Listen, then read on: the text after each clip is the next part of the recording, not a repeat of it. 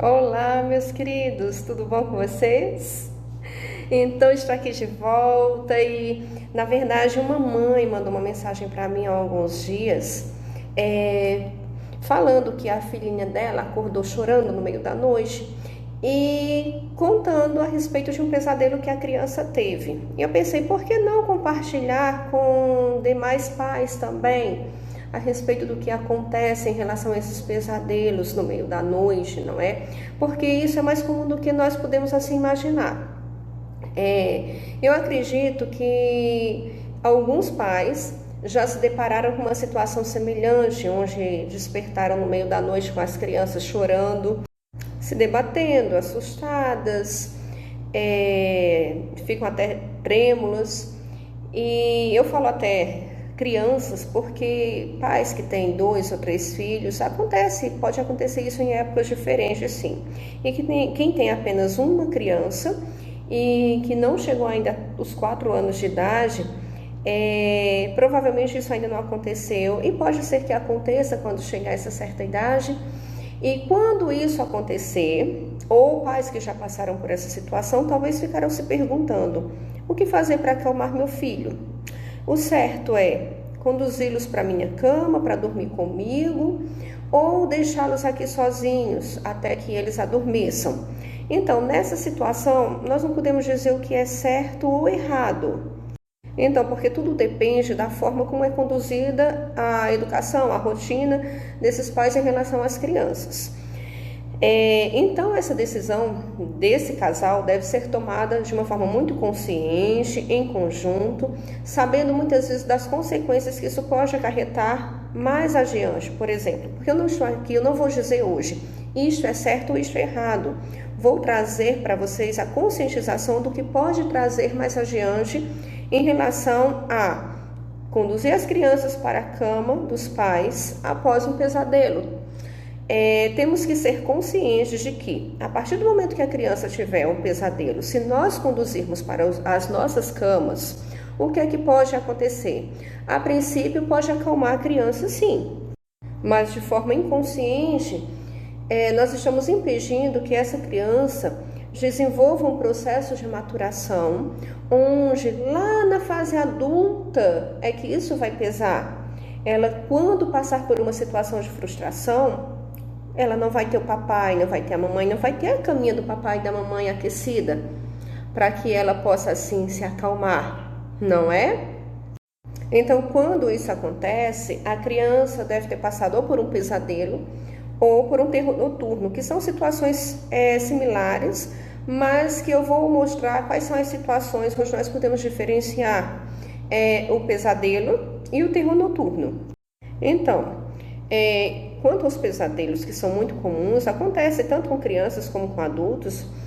A única diferença é que nós adultos conseguimos administrar bem essa situação, sabendo diferenciar a ilusão da realidade, não nos abalando muito com o que acontece com os nossos pesadelos, diferente das crianças, que entre 3 a 4 anos, quando esses pesadelos acontecem, eles não conseguem diferenciar o que é realidade do que é apenas fruto da sua imaginação.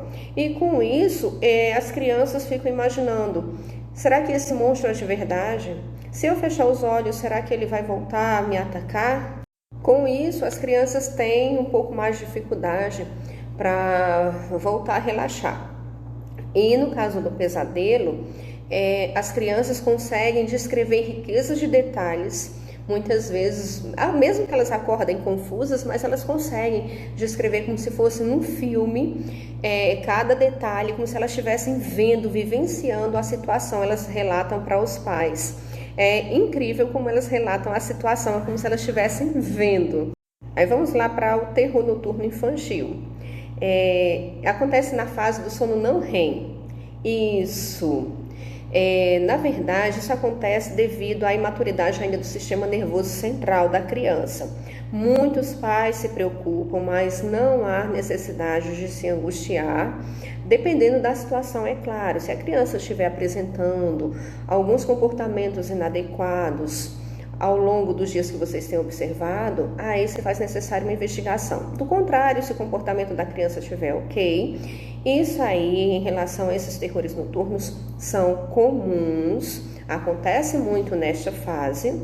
Muitos dos nossos pequenos aparecem com esses terrores noturnos ou aparecerão, como eu disse no início do vídeo, e a partir do momento que o processo de maturação assim for acontecendo, esses terrores noturnos tornar-se-ão cada vez mais raros, até chegar à adolescência e eles se tornarem extintos. Vamos lá. O que é que o papai e a mamãe pode fazer com a criança que tem um pesadelo, apresenta pesadelos constantes ou até apresentou em alguma situação? Console a criança, acalme. É bom que esteja lá ao lado da criança, fique com essa criança até o momento dela voltar a dormir, até ela conseguir relaxar. Converse com a criança explicando que aquilo ali não passou de algo da cabecinha dela, que foi só enquanto ela dormiu, ela sonhou. Começa a explicar um pouco a respeito dos sonhos, do que faz parte da imaginação. Deixe a criança com algum objeto que ela goste, seja um ursinho, um cobertor que seja confortável, que ela possa abraçar, sentir-se segura. Tire objetos de dentro do quarto, os quais possam assustá-la no meio da noite.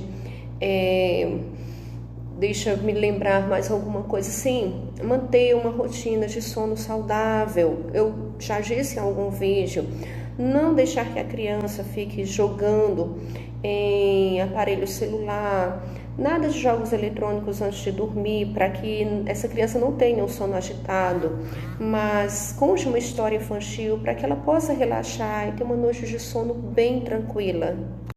E voltando para o terror noturno, o terror noturno, se ele acontecer 2 ou 3 vezes na semana, sim, é que vocês precisam ficar atentos. Caso aconteça uma vez perdida, não precisa vocês se preocuparem. E o terror noturno, as crianças não costumam despertar muito, não.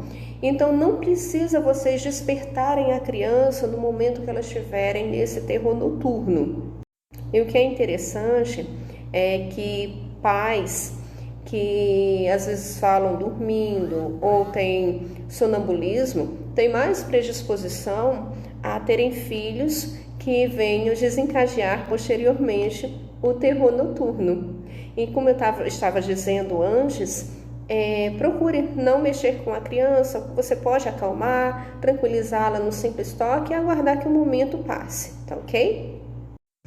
Voltando a dizer que não é motivo de preocupação, mas muitos pais, por não terem informações, orientações de um profissional, eles ficam angustiados em relação a esses episódios. Então, o único momento que é preocupante é se você percebe que a criança está passando por alguma situação que mexe com o seu emocional, mexe com o seu psicológico, está acarretando no sono da criança, está prejudicando o sono da criança, sim.